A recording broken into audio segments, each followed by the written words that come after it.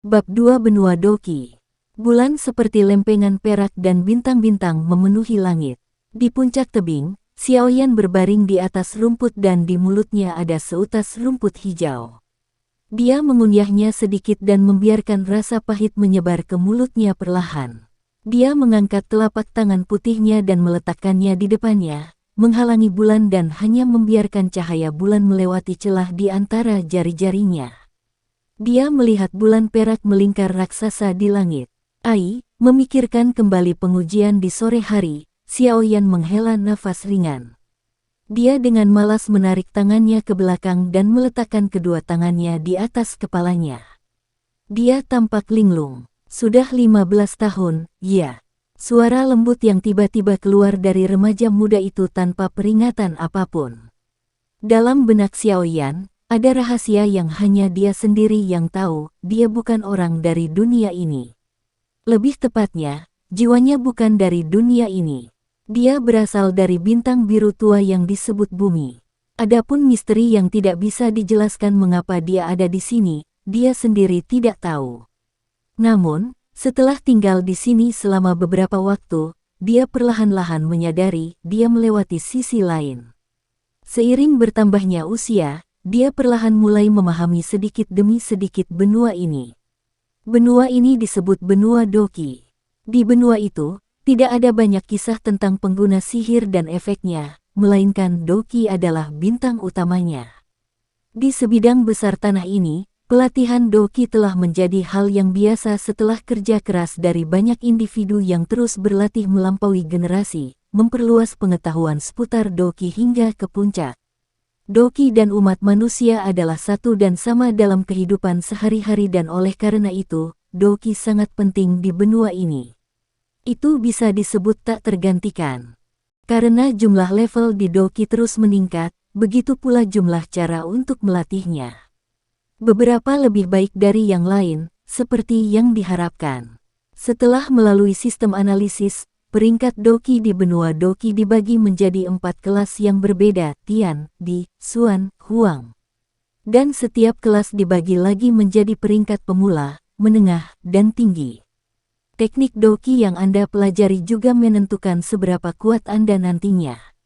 Misalnya, jika seseorang berlatih teknik peringkat menengah kelas Xuan, dia secara alami akan lebih kuat daripada orang yang berlatih teknik peringkat tinggi kelas Huang.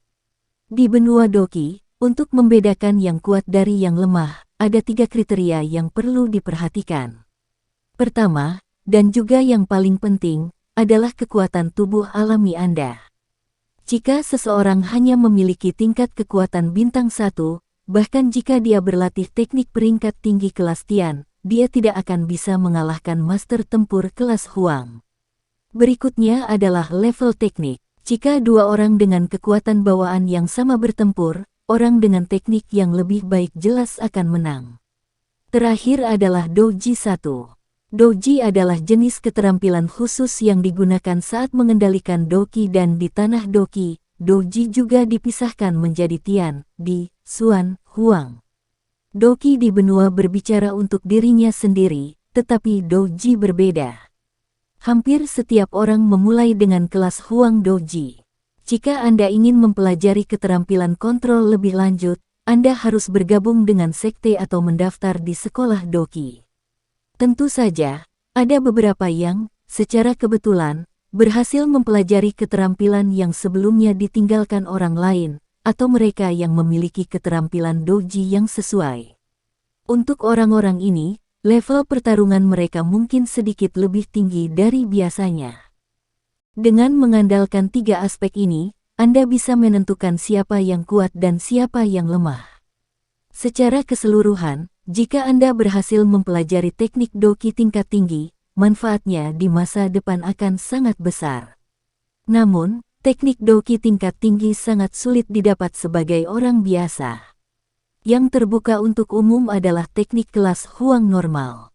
Untuk klan yang lebih besar atau sekte kecil, teknik kelas Xuan adalah norma. Misalnya, di klan Xiaoyan, teknik level tertinggi mereka hanya bisa dilakukan oleh pemimpin klan, Lion Wind Trike. Itu adalah teknik peringkat medium kelas Xuan gaya angin. Di atas kelas Xuan adalah kelas D, tetapi teknik tingkat tinggi semacam ini mungkin hanya dapat diperoleh oleh organisasi seperti negara yang kuat. Adapun kelas Tian, dalam 100 tahun, itu tidak muncul sekalipun. Seperti yang dinyatakan sebelumnya, orang biasa yang mencoba mendapatkan teknik tingkat tinggi seperti mencoba mendaki gunung tanpa peralatan. Namun, tidak ada yang mutlak. Di dunia Doki, ada ribuan klan. Di utara, ada orang yang disebut sebagai tak terkalahkan. Mereka menyatukan jiwa mereka dengan hewan liar dan menjadi barbar. Di selatan, ada klan roh binatang kelas tinggi yang cerdas dan berbakat, dan bahkan orang-orang dunia bawah yang aneh dan terkenal. Karena luasnya benua, pasti ada kasus sosok tak bernama yang, secara kebetulan, terjadi karena keajaiban yang membuat mereka kuat. Atau, mungkin, ada orang yang terikat oleh takdir untuk menemukan teknik yang kuat.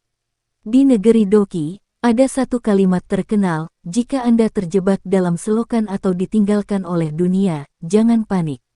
Ambil 2 langkah ke depan dan mungkin Anda akan menemukan diri Anda lebih kuat dari sebelumnya. Tentu saja, meskipun kalimat ini tidak salah, dalam ribuan tahun sejarah di benua ini, tidak banyak cerita tentang orang yang menjadi kuat secara kebetulan. Akibatnya, setiap hari, ada banyak sekali orang yang mencoba menerobos dan menemukan keterampilan atau teknik baru, tetapi hanya kembali dengan patah pinggul atau kaki. Secara keseluruhan, benua ini penuh dengan misteri dan keajaiban. Untuk mengakses lemari besi teknik rahasia Doki, Anda setidaknya harus menjadi doze penuh untuk memenuhi persyaratan dasar. Bagi Xiaoyan, rasanya begitu jauh. Pu Xiaoyan memuntahkan rumput dan dengan cepat berdiri dan membuat wajah maniak. Dia menghadap ke langit dan berteriak, sialan. Bagaimana saya bisa dimainkan untuk orang bodoh seperti ini? Petik 2. Dalam kehidupan masa lalunya, Xiaoyan adalah orang biasa-biasa saja. Kekayaan, ketenaran, dan kecantikan sepertinya berjalan paralel dengan hidupnya, tidak pernah berpotongan dengannya. Kemudian, ketika dia datang ke benua ini, Xiaoyan terkejut. Karena rangkaian pengalaman kedua, semangatnya menjadi jauh lebih kuat daripada orang kebanyakan. Harus diketahui bahwa di benua Doki, semangat Anda ditentukan sejak lahir. Mungkin, seiring bertambahnya usia, itu akan sedikit menguat, tetapi tidak ada teknik yang diketahui untuk melatih semangat Anda menjadi lebih kuat. Semangat kuat Xiaoyan yang memberinya bakat, serta ketenarannya sebagai seorang jenius. Untuk orang biasa, jika mereka diberitahu bahwa mereka bisa menjadi jenius, ada sedikit keraguan bahwa mereka akan mengklaim ketenaran mereka dan menjalani kehidupan yang mewah. Untuk orang biasa seperti Xiaoyan, ketika dia mulai melatih Dou Ziqi-nya, godaan untuk bisa naik ke ketenaran akan menjadi tak tertahankan. Tentu saja dia tidak akan memilih untuk tetap bersembunyi dan terus berlatih. Jika tidak ada kecelakaan, Xiaoyan mungkin bisa tumbuh lebih besar dengan label jeniusnya. Sayangnya, pada usia 11, labelnya dicuri darinya dan dalam satu malam, seorang jenius berubah menjadi sampah. Setelah berteriak sekuat tenaga untuk beberapa saat, Xiaoyan akhirnya tenang dan wajahnya kembali tenang. Tidak peduli seberapa marah dia tidak akan bisa mendapatkan kekuatannya kembali. Dengan getir menggelengkan kepalanya, Xiaoyan merasa sedih. Dia tidak tahu apa yang terjadi pada tubuhnya, dan tidak ada yang tampak luar biasa. Semangatnya tumbuh seiring bertambahnya usia, seperti yang diharapkan.